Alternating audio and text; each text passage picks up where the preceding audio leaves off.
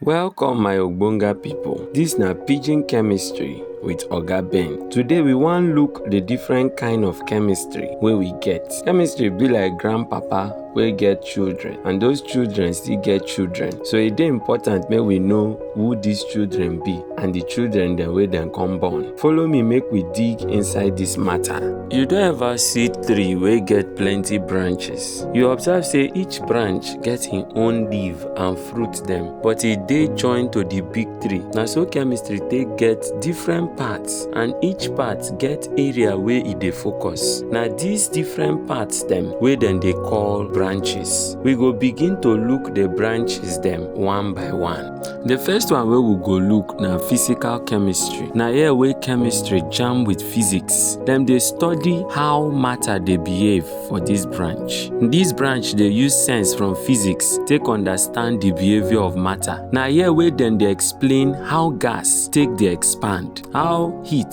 take dey work, and how energy dey move from one place to another. The next one na organic chemistry. This one dey handle anything wey get carbon inside. E dey very large, and na here wey many things wey we dey use come from. Things like soap, fuel, food, cloth, and even plenty medicine dem wey we dey use. Na organic chemistry dey help us arrange them. Everything wey get carbon inside am dey related to organic chemistry, apart from carbon oxides with carbonates. Those ones no follow for organic chemistry or organic compound. Another branch wey dey na inorganic chemistry. This branch dey study those things wey no get carbon inside them, like acid, metal, and minerals wey dey underground. The sense wey dey come from here na im dey help us do mining, build house, and even cook better food dem. Another one na analytical chemistry. This branch be like the detective for chemistry.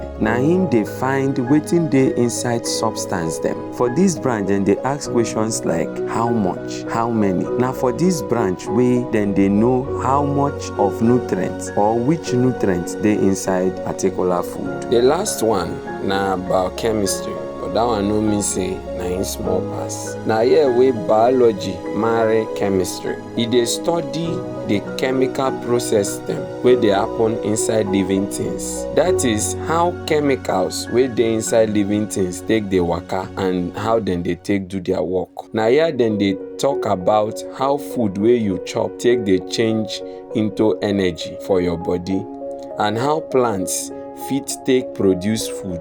Make we look this table take remember wetin each branch stand for. Physical dey combine math and physics, dey study how matter dey behave. Organic dey handle things wey carbon dey am. Inorganic dey handle things wey no get carbon, like salt and metals. Analytical dey study wetin dey inside something, and biochemistry dey study chemistry wey dey happen inside living things. You fit dey ask say, Oga Ben, why I suppose know the branches dem? Make I tell you why. For this level, that is the secondary level, you go need to understand all the branches so that you go fit pass your exam dem well. As for this level, dem go teach you all the branches. Then those of us wey go forward go become doctor, nurse, food scientist, and any other thing wey you go wan be. We need to know the particular branch wey go help us for that career wey we go choose, because every branch get career wey e dey guide.